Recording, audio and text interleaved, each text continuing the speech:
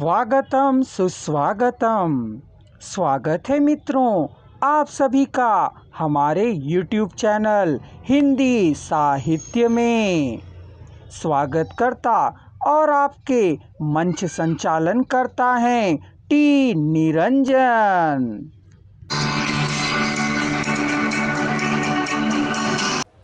Father Camille Bulcke ji का नाम लेते ही राम कथा सबके मस्तिष्क पर उमड़ने लगती है।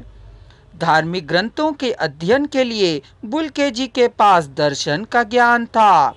वह भारतीय दर्शन और साहित्य का व्यवस्थित रूप से अध्ययन करना चाहते थे। तभी उन्होंने तुलसीदास के ग्रंथ रामचरितमानस को न सिर्फ पढ़ा बल्कि उससे प्रभावित हुए और उन्होंने इसका गहन अध्ययन कर उसमें से नैतिकता और व्यवहारिकता के आकर्षक समन्वय को ढूंढ निकाला।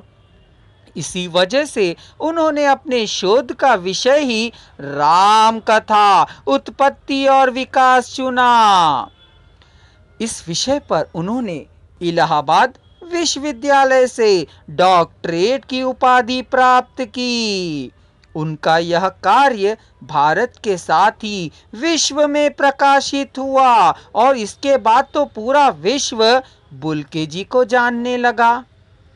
बुल्के जी द्वारा प्रस्तुत इस शोध की विशेषता यह थी कि मूलतः हिंदी में प्रस्तुत किया गया यह पहला शोध प्रबंध था। फादर कामिल बुल्के जिस समय इलाहाबाद में शोध कर रहे थे, ऐसा कहा जाता है कि उस समय सभी विषयों में शोध प्रबंध केवल अंग्रेजी में हुआ करते थे। बुल्के जी के आग्रह पर ही उन्हें हिंदी में शोध करने की अनुमति प्राप्त हुई। ऐसा कहा जाता है कि इनके लिए स्पेशली नियमावली में परिवर्तन भी किया गया। फादर कामिल बुल्के जी बहुभाषाविद थे।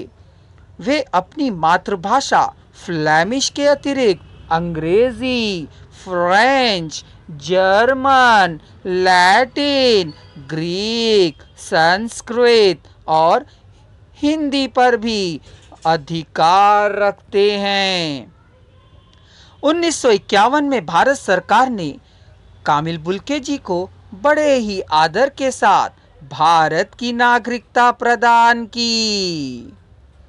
भारत सरकार ने हिंदी में उनके योगदान को देखते हुए 1974 में पद्म भूषण से सम्मानित किया। फिर 1973 में उन्हें बेल्जियम की रॉयल एकेडमी का सदस्य भी बनाया गया। बुल्के जी ने बाइबल का हिंदी में अनुवाद भी किया।